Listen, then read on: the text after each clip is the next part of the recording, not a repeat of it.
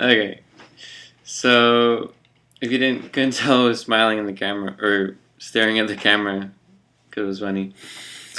Um, so,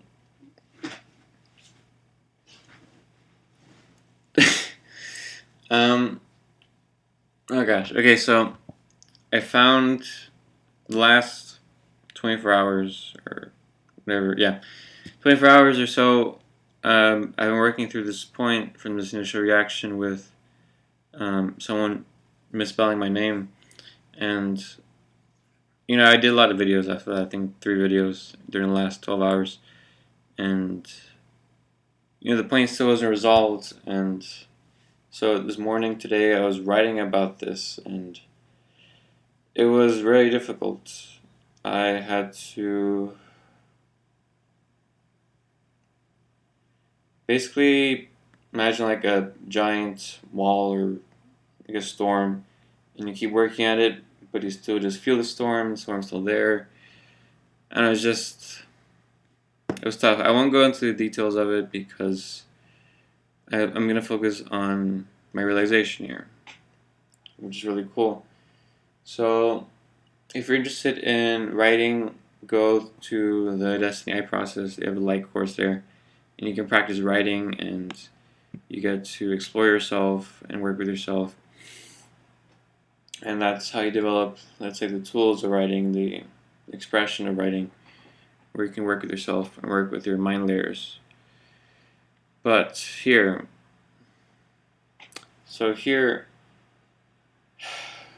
let's see what I can do here. So basically, I started with this vague point of people not liking me, right? And I try to find out, okay, why is this here? Try to find situations where people actually did that, and I had trouble finding it. And I did sort of find it, but it also wasn't really full examples for some reason, which I found out later on why. But yeah, it was tough. I went through my memories, but it was kind of hazy. And going through elementary school, middle school, high school, trying to like find some points that I can use to describe this, to understand this. I mean, this was present throughout my whole entire life and still now, So it's always been here. And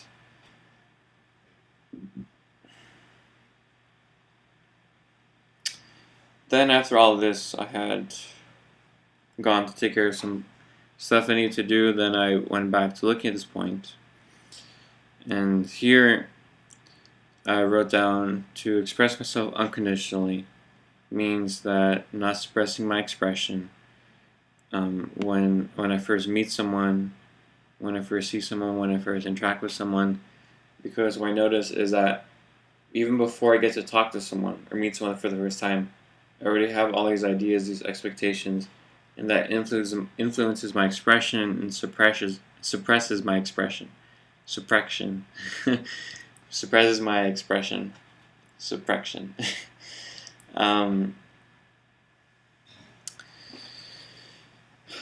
So I noticed that. Now,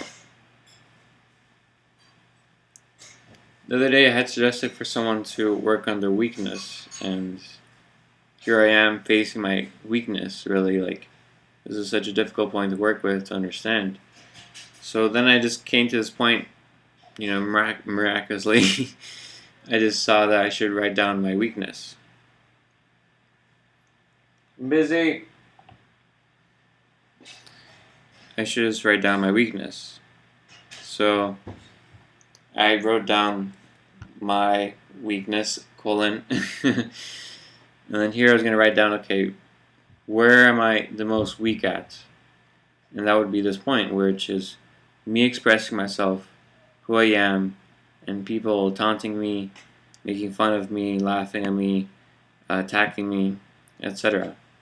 So in any situation where I'm when I'm in that situation, that's where I fall apart inside. That's where I'm weak.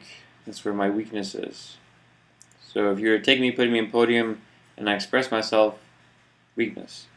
because I expect people are gonna laugh at me, make fun of me, and if people do that, then I fall even more, of course. And the same thing with even just meeting someone, talking with them. If I express myself, how they respond. So the same point.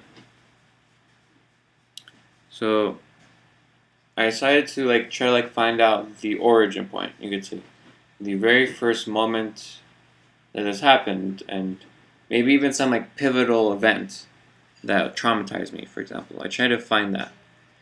So I went through my memories. I saw that, third grade, second grade, yeah, I already had this. So first grade, yeah, I already had this. Going back, kindergarten. Then I remember the very first time my mom put me in a daycare. I remember that. And I remember that it started there, slightly. It wasn't like I was traumatized in that daycare. It was just I had this slight experience started to come up within me of this fear, of this anxiety of not being sure of myself, not liking myself. It's why is it slight, Then I remember before the daycare, which was when I was 5 years old, we used to live, all of us, my dad and his parents, his mom and dad, my grandparents, his sisters. Was it both sisters? I think so. And which was my aunts, and then one of my aunts had 2 kids, my 2 cousins, and we all lived there together, including me and my brother, my sister. All right, was she born yet?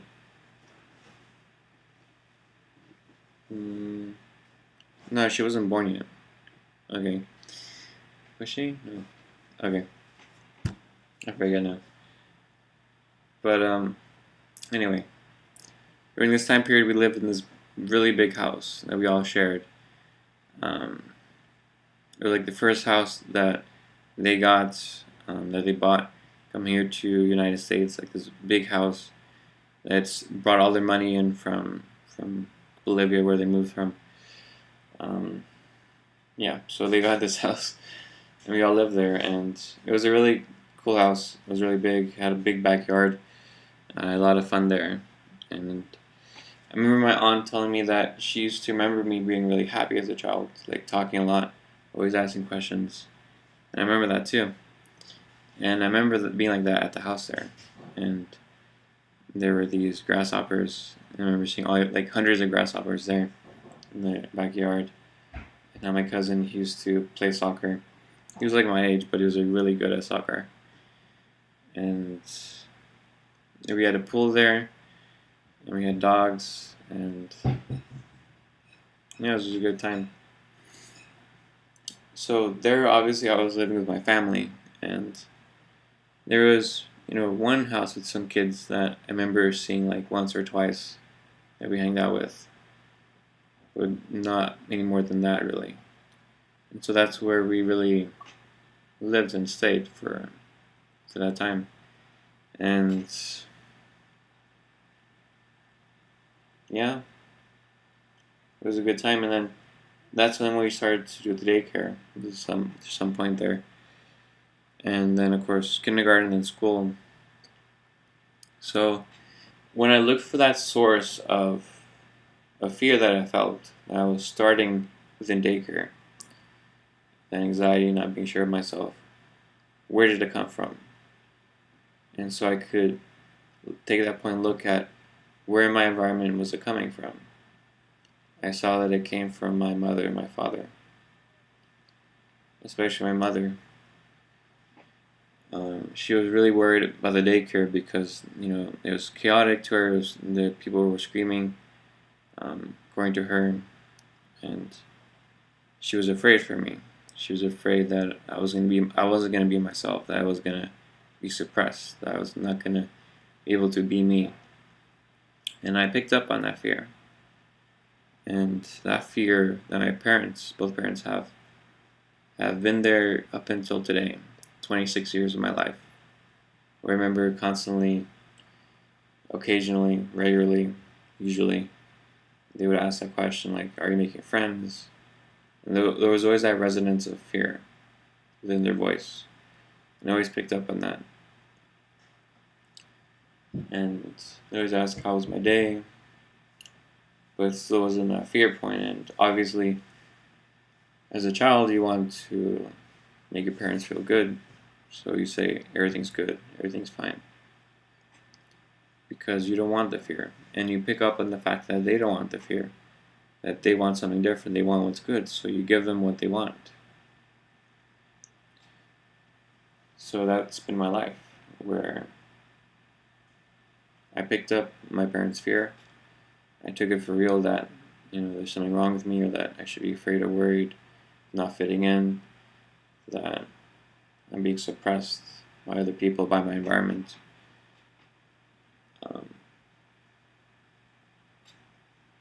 When I know that's not real. And I really haven't been able to see it fully like this until right now. Where if I just express myself who I am, that's all that matters.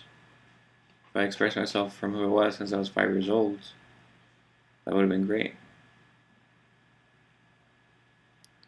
So it is kind of sad that this is what parents do. It's not like just my parents, it's all parents. And they do this without knowing, of course. Otherwise they would do differently, right? So, yeah. But the good news is I'm still alive. I'm not dead. And I'm 26 years old, so I still have a chance to make a difference in this world. So, for me, my story is not over. And for me, my point now is to live myself, to connect with my original expression, and to express that, and to develop that and grow from there. Because this idea, this fear of where I suppress my expression, that the other people are suppressing my expression, that's not real. It's a fear. And that's actually what's suppressing my expression. So yeah.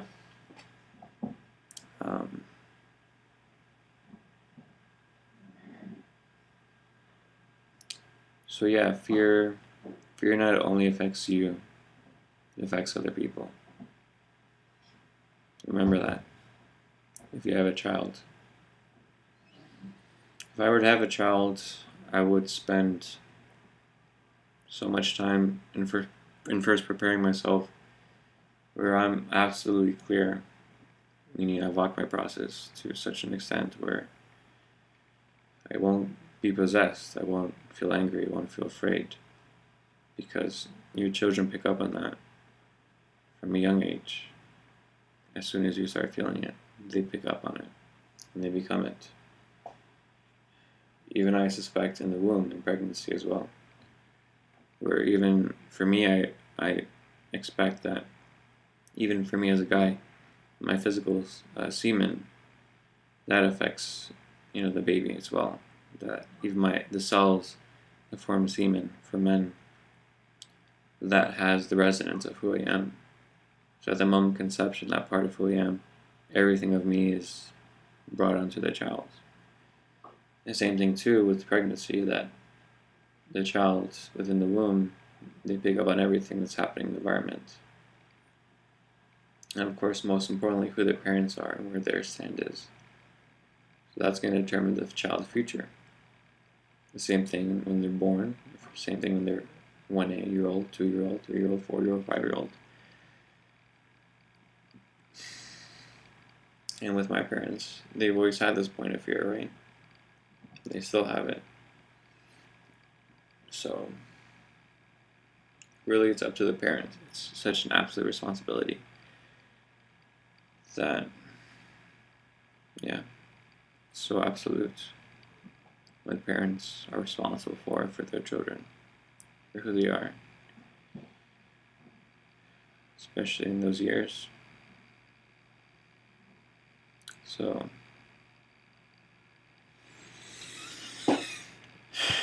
make sure you're very ready to be a parent before you become a parent. Make sure you spend the time and realize that you are going to be responsible for that child to such an absolute extent that you can't take it lightly. You can't. It's something extremely serious. So on the serious notes, we'll end it here. Thank you very much for watching, listening, and for considering what I've been saying, what I've lived as a child of my parents. Thanks. Bye.